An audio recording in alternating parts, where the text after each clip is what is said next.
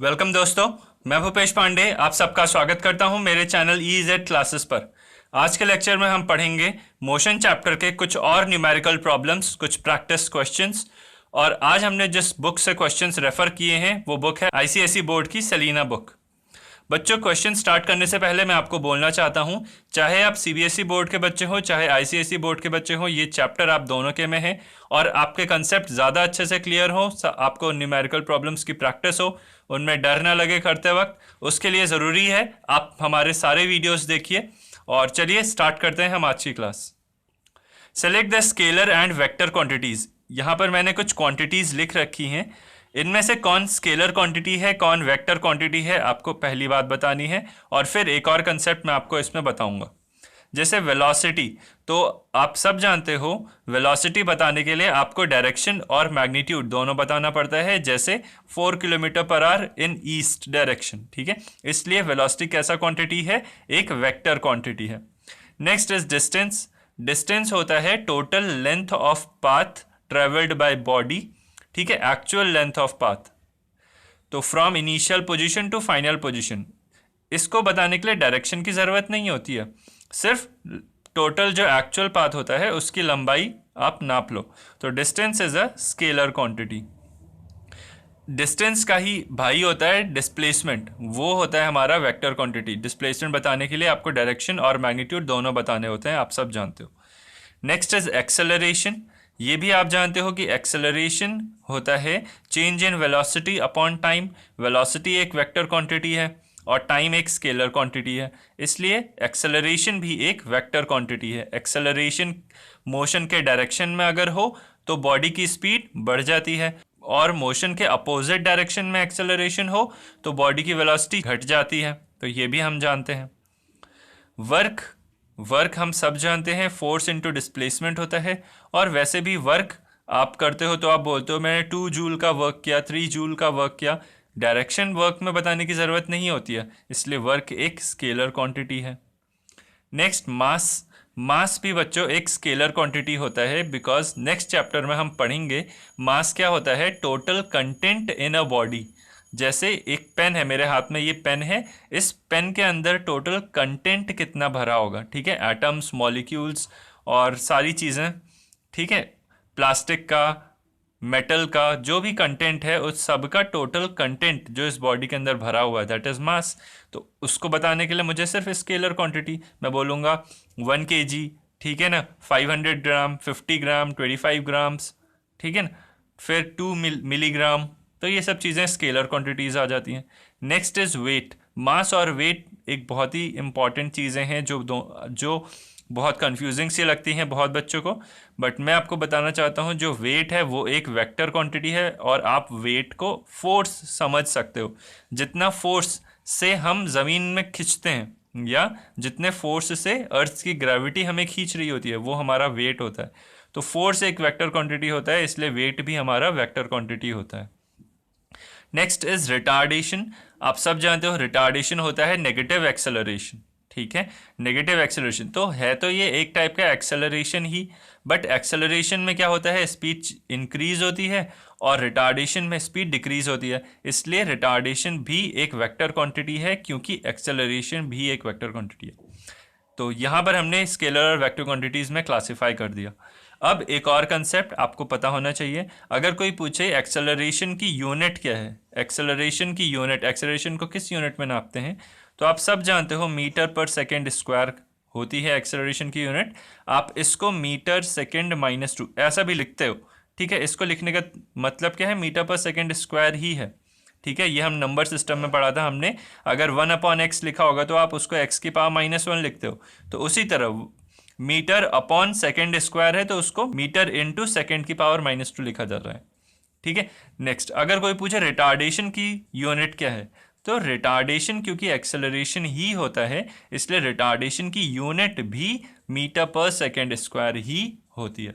तो रिटार्डेशन की यूनिट कई बार पूछते हैं तो थोड़ा कन्फ्यूजन होता है, तो आप याद रखना रिटार्डेशन की यूनिट भी मीटर पर सेकेंड स्क्वायर ही होती है।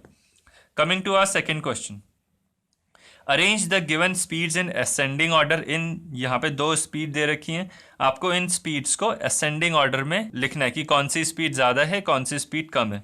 Express each of the following in metre per second, और इन दोनों को मीटर पर सेकेंड में भी एक्सप्रेस करना है। ठीक है, तो देखो हमने किलोमीटर पर आवर के लिए एक शॉर्टकट यूज़ करा था कि जब भी किलोमीटर पर आवर में आपको वैल्यू दे रखी हो, किलोमीटर पर आवर में आपको वैल्यू दे रखी हो स्पीड, आप उसको 5/18 से मल्टीप्लाई कर दोगे तो आंसर आपको मीटर पर सेकेंड में मिल जाएगा। ठीक है, बट अगर मान लो आप इसको भूल गए, आपको नहीं याद रहा, तो आप कैसे करोगे? तो 1 किलोमीटर पर आवर है, तो 1 किलोमीटर पर आवर का मतलब 1 किलोमीटर इन 1 घंटा। ठीक है, 1 घंटे में 1 किलोमीटर अगर कोई गाड़ी चलती है, कोई गाड़ी 1 घंटे में 1 किलोमीटर चलती है, तो आप बोलोगे उस गाड़ी की स्पीड है 1 किलोमीटर पर आवर। तो अब इसको आपको मीटर पर सेकेंड में करना है, तो किलोमीटर को मीटर में करोगे तो 1 किलोमीटर 1000 मीटर होता है, और 1 घंटे में 3600 सेकेंड्स होते हैं। ठीक है, because 1 hour is equal to 60 minute and 1 minute is equal to 60 seconds, इस वजह से। तो जब आप इसको सॉल्व करोगे तो ये सॉल्व होके 5/18 आ जाएगा। तो 1 kilometre per hour is equal to 5/18 metre per second. Coming to next question, 18 kilometres per minute. Per minute मतलब जो ये पर होता है ना, PER, पर मतलब होता है हर एक। ठीक है, हर 1 मिनट में गाड़ी कितना चल रही है? 18 किलोमीटर चल रही है। तो 18 किलोमीटर्स इन 1 मिनट, तो किलोमीटर को मीटर में कन्वर्ट करो तो 1000 से मल्टीप्लाई करते हैं, और 1 मिनट में कितने सेकेंड्स होते हैं? 60 सेकेंड्स होते हैं, तो इंटू 60, तो ऊपर बन जाएगा मीटर, नीचे बन जाएगा सेकेंड, तो आंसर आ जाएगा मीटर पर सेकेंड में। तो 0 से 0 कटा, 6 3 18, तो ये बन गया 300 मीटर पर सेकेंड। तो अब आप इन दोनों को कंपेयर करो, this is 5/18 metre per second, that is less than 1 metre per second. ठीक है, और ये है 300 मीटर पर सेकेंड, तो इन दोनों में कौन सी स्पीड ज़्यादा है? 300 मीटर पर सेकेंड। बच्चों, जब भी आपको बोला जाएगा कि कुछ स्पीड्स दे देगा और बोलेगा इनको असेंडिंग ऑर्डर में अरेंज करो, तो सबसे बेहतर तरीका होता है आप सारी स्पीड्स को पहले एक कॉमन यूनिट में कन्वर्ट कर लो, उसके बाद उसको ऑर्डर चेक कर लो कि कौन सबसे बड़ा है कौन सबसे छोटा है, इस तरीके से। ठीक है, A car moving on a straight path covers a distance of 1 kilometer due east in 100 second. एक कार है जो एक स्ट्रेट पाथ पे चलती है, तो अगर आप देख रहे हो, अपना मैप जानते हो, तो this is east, this is south, तो ईस्ट डायरेक्शन ये होता है, वेस्ट डायरेक्शन में गुजरात राजस्थान आता है। ठीक है, तो ये वेस्ट हो गया। तो एक कार है जो कि एक स्ट्रेट पाथ पे चल रही है at a distance of 1 kilometre due east in 100 second, तो ईस्ट डायरेक्शन में वो 1 किलोमीटर चलती है इन 100 seconds. What is the speed of car? तो स्पीड हो जाएगा distance upon time, distance upon time. तो डिस्टेंस कितना है? 1 किलोमीटर, 1 किलोमीटर मतलब 1000 मीटर, और टाइम कितना है? 100 सेकेंड। तो स्पीड कितना हो गया? 10 मीटर पर सेकेंड। और पूछ रहा है what is the velocity of car? तो वेलोसिटी भी होता है displacement upon time, displacement upon time, तो ये भी हो जाएगा 1000 मीटर का डिस्प्लेस हो रही है इन 100 सेकेंड्स। तो यहाँ पर तो आंसर कितना हो जाएगा? 10 मीटर पर सेकेंड। क्या आंसर सही है? ख़त्म हो गया। तो बहुत बच्चों को लगेगा कि हाँ ख़त्म हो गया, बट एक्चुअली बच्चों ये वेलोसिटी बताने के लिए आपको डायरेक्शन भी चाहिए ना, तो आप आंसर लिखोगे the velocity of the car is 10 metre per second in east. ठीक है, अब आपका आंसर कंप्लीट हुआ, बिना इसके आपका आंसर कंप्लीट नहीं था, और अगर आप डायरेक्शन नहीं इंडिकेट करोगे तो आपका आंसर में मार्क्स कटेगा। ठीक है, तो अगर स्पीड पूछेगा तो सिर्फ मैग्नीट्यूड बता के छोड़ दो, क्योंकि speed is a scalar quantity, but velocity पूछता है तो डायरेक्शन के साथ आपको मैग्नीट्यूड बताना पड़ेगा, तो तभी आपका आंसर कंप्लीट होगा। ठीक है, तो चलिए going to our fourth question.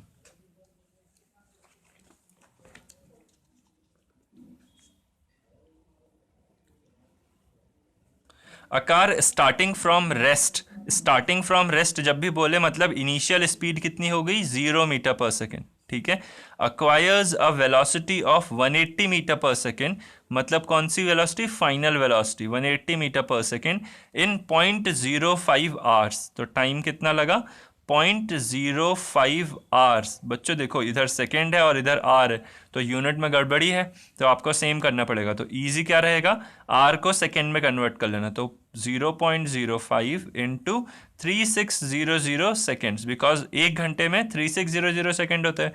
तो इतने घंटे में कितना, जब एक की वैल्यू दी जाए और ज़्यादा की पूछा जाए तो हमेशा मल्टीप्लाई करते हो।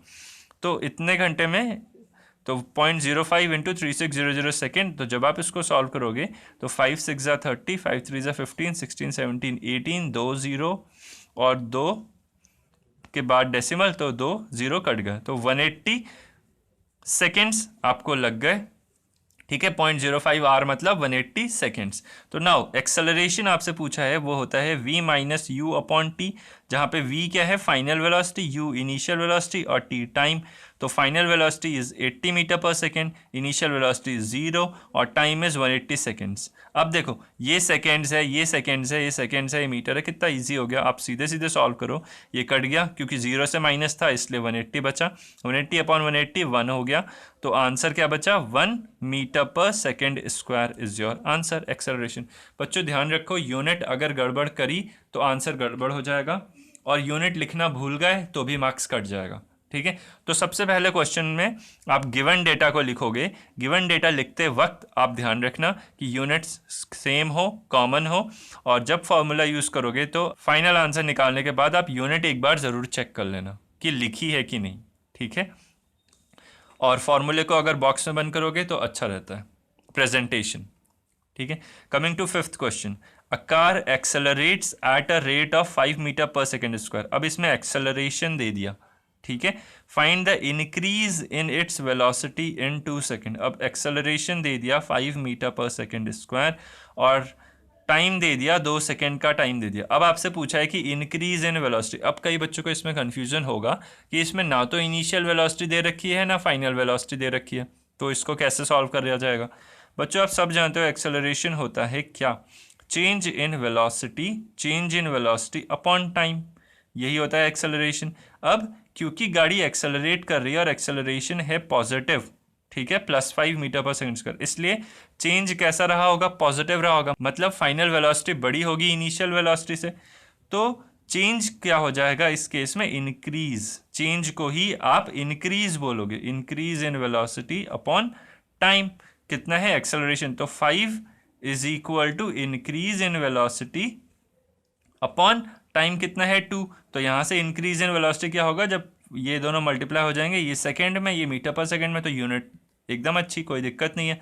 तो बचेगा क्या, 5 2 ज़ा 10, और वेलोसिटी में इंक्रीज है इसलिए मीटर पर सेकेंड। और वैसे भी देखो 5 metre per second square, acceleration है मीटर पर सेकेंड स्क्वायर और इसमें मल्टीप्लाई हो रहा है सेकेंड, तो एक सेकेंड को कैंसिल कर देगा तो मीटर पर सेकेंड बचेगा। ठीक है, तो यहाँ पर ये क्वेश्चन सॉल्व हुआ। चलते हैं हम अपने 6th क्वेश्चन पर। ये सब बहुत ही इंपॉर्टेंट और अनोखे टाइप के क्वेश्चन हैं। ठीक है, हर क्वेश्चन पिछले क्वेश्चन से अलग है। A car is moving at 20 metre per second, तो इसकी इनिशियल वेलोसिटी बोल दिया, इज मूविंग मतलब पहले से चल रही है 20 मीटर पर सेकेंड से, तो इसकी इनिशियल वेलोसिटी हो गई 20 metre per second. The brakes are applied. अब देखो ब्रेक लगता है तो रिटार्डेशन होता है, अगर इस केस में एक्सेलरेशन निकालोगे तो नेगेटिव आ जाएगा क्योंकि फाइनल वेलोसिटी घट जाती है। ठीक है, the brakes are applied to retard it at a rate of 2 metre per second square, मतलब रिटार्डेशन दे रखा है 2 मीटर पर सेकेंड स्क्वायर, तो एक्सेलरेशन कितना हो जाएगा, -2 मीटर पर सेकेंड स्क्वायर। यहाँ पर बहुत ध्यान से रखना है, रिटार्ड हो रही है गाड़ी, रिटार्ड हो रही है किस रेट से, 2 मीटर पर सेकेंड स्क्वायर, और रिटार्डेशन क्या होता है, एक्सेलरेशन का नेगेटिव।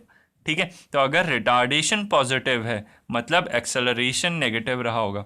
और वैसे भी जब भी ब्रेक लगता है गाड़ी की स्पीड घटती है, और जब भी गाड़ी की स्पीड घटती है तो एक्सेलरेशन की वैल्यू नेगेटिव आती है। ठीक है, क्योंकि गाड़ी की स्पीड घट रही है। तो रिटार्डेशन हो गया 2 metre per second square plus 2 metre per second square का रिटार्डेशन, तो एक्सेलरेशन हो जाएगा -2 metre per second square. Now first question पूछ रहा है what will be the velocity after 5 seconds. 5 second बाद गाड़ी की वेलोसिटी कितनी होगी, तो एक्सेलरेशन होता है v - u अपॉन टी, तो एक्सेलरेशन है -2, ठीक है, और फाइनल वेलोसिटी आपसे पूछ रहा है, इनिशियल वेलोसिटी आपको 20 दे दी और टाइम आपको दे दिया 5 सेकेंड। तो सॉल्व कर लो, तो ये हो जाएगा -10 इज इक्वल टू v -20। यहाँ से -20 इधर जाएगा तो +20 हो जाएगा, तो v हो जाएगा 20 - 10 that is 10 metre per second. Unit का ध्यान रखना है, वेलोसिटी की यूनिट मीटर पर सेकेंड होती है, और ऐसा होना भी चाहिए बिकॉज इनिशियली स्पीड था 20 मीटर पर सेकेंड और ब्रेक लगाया जा रहा है, तो ब्रेक लगाया जा रहा है तो फाइनल वेलोसिटी तो घट जाएगी, छोटी ही आनी चाहिए। तो जब आप क्वेश्चन सॉल्व करते हो तो इन चीज़ों का भी ध्यान रखा करो, लॉजिकली सोचा करो कि आपका आंसर सही है कि गलत। तो इन चीज़ का आप ध्यान रखोगे तो अगर एरर हुई तो पकड़ में आ जाएगी और आप उसे सॉल्व कर लोगे। बी पार्ट करते हैं। How much time car takes to come to halt. Halt मतलब रेस्ट, कितना समय लेगी कार रुक जाने के लिए। अगर रुक रही है कार तो फाइनल वेलोसिटी 0 हो जाएगी ना, अगर कार रुक गई तो फाइनल वेलोसिटी 0 होगी, और समय आपसे पूछ रहा है कितना लेगी। तो एक्सेलरेशन होता है v - u/t। एक्सेलरेशन हम सब जान रहे हैं -2 है, फाइनल वेलोसिटी है 0, इनिशियल वेलोसिटी है 20, और टाइम हमें दे रखा है कुछ नहीं पता करना है। तो माइनस से पहले माइनस कटा बिकॉज 0 - 20 इज़ -20, तो माइनस से माइनस कटा, 2 से 10 हो गया, तो टाइम कितना आ गया 10 सेकेंड्स। 10 सेकेंड में गाड़ी हमारी रुक जाएगी। इजी क्वेश्चन, ठीक है, और ये होना भी चाहिए। देखो लॉजिकली कैसे, गाड़ी 20 मीटर पर सेकेंड से चल रही थी, तो 5 सेकेंड में उसकी स्पीड घट के हो गई 10 मीटर पर सेकेंड, तो अगले 5 सेकेंड में वो रुक जाएगी, ठीक है, 10 मीटर पर सेकेंड और घट जाएगी स्पीड, तो वो रुक जाएगी। तो लॉजिकली आंसर करेक्ट आ गया इस चीज़ से, ठीक है। Third part, C part, what is acceleration of car. अब एक्सेलरेशन होता है नेगेटिव ऑफ रिटार्डेशन। रिटार्डेशन अगर दे रखा है +2 मीटर पर सेकेंड, तो एक्सेलरेशन आप सब जानते हो -2 metre per second square. What is retardation of car. Retardation उसने दे रखा है, retardation is equal to +2 metre per second square, ठीक है। तो एक्सेलरेशन और रिटार्डेशन हमेशा अपोजिट साइन के होते हैं, ये बात आपको ध्यान रखनी है। तो चलते हैं हम अपने 7th क्वेश्चन पर। देखिए, a stone is thrown vertically up with an initial velocity of 50 metre per second. एक पत्थर था जिसको आपने ऊपर की ओर फेंका और इसका इनिशियल वेलोसिटी था 50 metre per second.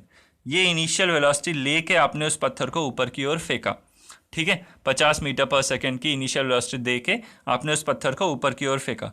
Come to a stop in 5 second, और 5 सेकेंड बाद अब कोई भी चीज़ आप ऊपर की ओर फेंकते हो तो आप देखते हो क्या होती है, वो ऊपर जाती है, थोड़ी देर टॉप पोजीशन पे रुकती है और फिर वो नीचे आ जाती है, ठीक है, ऊपर जाती है और कुछ मोमेंट्री, ठीक है, वो टॉप पोजीशन पे जाती है, रुकती है और फिर नीचे आ जाती है।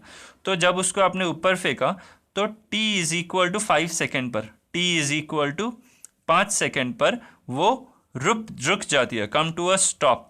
तो रुकेगी कहाँ, टॉप पोजीशन पे, और जब रुकेगी तो स्पीड कितनी हो जाएगी 0 मीटर पर सेकेंड, ठीक है। आपसे पूछ रहा है रिटार्डेशन, ध्यान रखो एक्सेलरेशन नहीं पूछ रहा है। तो चलिए स्टार्ट करते हैं। एक्सेलरेशन हम जानते हैं v - u/t। तो एक्सेलरेशन कितना हो गया, final velocity 0, initial velocity is 50, और टाइम कितना हो गया हमारा 5 सेकेंड। तो सॉल्व करोगे ये हो जाएगा -50/5 that is -10 metre per second square. तो आंसर खत्म नहीं हुआ, क्यों, उसने आपसे क्या पूछा था, रिटार्डेशन, और आपने क्या निकाला है, एक्सेलरेशन। तो देयरफॉर रिटार्डेशन कितना हो जाएगा, minus of acceleration, and that is +10 metre per second square. ध्यान रखो बच्चों, जब भी गाड़ी की स्पीड बढ़ती है तो एक्सेलरेशन की वैल्यू पॉजिटिव आती है और रिटार्डेशन की वैल्यू नेगेटिव आती है, ठीक है। और जब भी कोई भी सामान की स्पीड घट रही होती है तो एक्सेलरेशन उस केस में नेगेटिव निकलेगा, बट रिटार्डेशन उस केस में पॉजिटिव निकलेगा। तो ये आपको लॉजिकली सोचना है, सिर्फ क्वेश्चन को डेटा उठा के सिर्फ फॉर्मूले में पुट करके वैल्यू निकाल के मत आ जाना। आप उस सवाल को लॉजिकली सोचना कि क्या हो रहा है, स्पीड बढ़ रही है, घट रही है, कैसे बढ़ रही है, क्या होना चाहिए, कितना घटना चाहिए, ठीक है। जब जितना सोच पाओगे आप, तब आपके कंसेप्ट समझना कि बहुत स्ट्रांग हो रहे हैं और आप इस टॉपिक को बहुत अच्छे से समझ रहे हो। और ये टॉपिक बहुत इंपॉर्टेंट है आपके 11th क्लास के लिए भी, 9th में तो है ही, 11th में भी है, और आपके जेई और बाकी जो भी आप एग्ज़ाम देना चाहते हो कॉम्पिटिटिव, उसमें भी ये पूछा जाता है, ठीक है। तो चलिए 8th क्वेश्चन पढ़ते हैं next. A train first travels for 30 minute with velocity 30 kilometre per our. अब एक ट्रेन है वो 30 मिनट तक, ठीक है, 30 मिनट तक टाइम 1 चलती है किस स्पीड से? स्पीड 1 30 किलोमीटर पर आवर की स्पीड से आधे घंटे तक चलती है, ठीक है, T1। उसके बाद अगले 40 मिनट तक T2 is equal to 40 minute, अगले 40 मिनट तक वो दूसरी स्पीड 40 किलोमीटर पर आवर पर चल रही है इन द सेम डायरेक्शन, ठीक है। Calculate total distance travel. अब मान लेते हैं इसको A कह दिया, इसको B कह दिया, C कह दिया। तो आपसे पूछा क्या है? एक तो AC पूछा है कि कितना होगा, और दूसरा एवरेज वेलोसिटी ऑफ ट्रेन। तो सबसे पहले AC निकालते हैं। तो AC हो जाएगा आपका AB प्लस BC। अब AB क्या है? डिस्टेंस। दिया क्या है? स्पीड और टाइम। तो distance is equal to speed into time होता है, बिकॉज स्पीड आप सब जानते हो होता है displacement upon distance upon time, distance upon time. और स्ट्रेट लाइन मोशन में स्पीड और वेलोसिटी सेम, डिस्टेंस और डिस्प्लेसमेंट सेम। तो गलत नहीं था अगर आप डिस्प्लेसमेंट अपॉन टाइम कर देते हो, बिकॉज मोशन स्ट्रेट लाइन है। बट फिर भी फॉर्मूला जैसा है वैसा ही लिखना चाहिए, speed is distance upon time. तो AB आप निकालोगे, यहाँ से डिस्टेंस निकालोगे तो कितना आ जाएगा? Speed into time. तो AB आ जाएगा V1 into T1 plus BC आ जाएगा V2 इंटू T2। और यूनिट आप ध्यान रखना, इधर मिनट में है इधर आर में है, तो अगर डायरेक्ट मल्टीप्लाई किया तो गड़बड़ हो जाएगा, ठीक है। अब आप जानते हो 1 घंटा होता है 60 मिनट के बराबर। तो 30 मिनट के बारे में अगर आपसे पूछे तो आधा घंटा हो जाएगा ना, 30 मिनट इज हाफ आवर। और अगर 40 मिनट के बारे में पूछे तो मिनट को जब देखो 60 मिनट होता है 1 आवर, तो 1 मिनट कितना हो जाएगा? 1/60 आवर। तो 40 मिनट कितना हो जाएगा? 40/60 आवर। और ये हो जाएगा 2/3 आवर्स, 2/3 हो जाएगा, ठीक है ना, 2/3 घंटा। तो चलिए, तो V1 हो जाएगा कितना? 30 किलोमीटर पर आवर, और टाइम कितना है? Half hour. प्लस V2 है कितना? 40 किलोमीटर पर आवर, और टाइम है 40 minutes. 40 minutes is equal to 2/3 hours. तो ध्यान रखना, अब R से R कट जाएगा और R से R इधर भी कट जाएगा, तो बचेगा क्या? किलोमीटर बचेगा, ठीक है। तो फाइनल टोटल AC कितना आ गया? ये 15 हो गया, और इसको सॉल्व करोगे तो 15 प्लस 80/3 किलोमीटर्स। तो जब आप इसको सॉल्व करोगे तो 3 से कटेगा, 3 2 ज़ा 6, 2 0 3 6 ज़ा 18, 2066, ठीक है। तो फाइनल आपका आ जाएगा 26 प्लस 10 36 और 5 41.667 किलोमीटर्स। ये आपका टोटल डिस्टेंस आ गया। अब आपसे पूछे कि एवरेज वेलोसिटी ऑफ ट्रेन। अब आप देख रहे हो एवरेज वेलोसिटी होता है, एवरेज वेलोसिटी होता है total displacement upon total time, ठीक है। तो ये हो जाएगा 15 प्लस 80/3 अपॉन टोटल टाइम कितना लगा? 40 मिनट्स प्लस 30 मिनट्स कितना हो गया? 70 मिनट्स। और 70 मिनट्स को आर में कन्वर्ट करोगे तो 70/60 आर। तो ये हो जाएगा 3 एलसीएम ले लो तो 45 और 80 125/3 और डिवाइड बाई 70 इंटू 60, तो इंटू 60/70 ये बन जाएगा, ठीक है ना। तो इसको सॉल्व करोगे तो ये 2 हो जाएगा। तो फाइनल ये हो जाएगा 250/7, और यूनिट क्या हो जाएगी? अब डिस्प्लेसमेंट आपने निकाला था किलोमीटर में और टाइम आपने निकाला था आर में, बिकॉज 60 से डिवाइड कर दिया, तो ये हो जाएगा किलोमीटर पर आवर। तो यहाँ पर हमारा ये क्वेश्चन सॉल्व हो जाता है, ठीक है। तो इस तरीके से इस लेक्चर में हमने न्यूमेरिकल प्रॉब्लम्स और कंसेप्चुअल प्रॉब्लम्स सीखे ऑफ द चैप्टर मोशन, और इसके साथ ही हमने ये टॉपिक ख़त्म कर लिया। नेक्स्ट क्लास में हम पढ़ेंगे ग्राफ्स, ठीक है। डिस्प्लेसमेंट टाइम ग्राफ हो गया, स्पीड टाइम ग्राफ हो गया, ठीक है, velocity time graph, acceleration time graph. Next class में हम ग्राफिकल रिप्रेजेंटेशन ऑफ मोशन पढ़ेंगे। तो इस लेक्चर में बस इतना ही। Thank you very much, have a very nice day.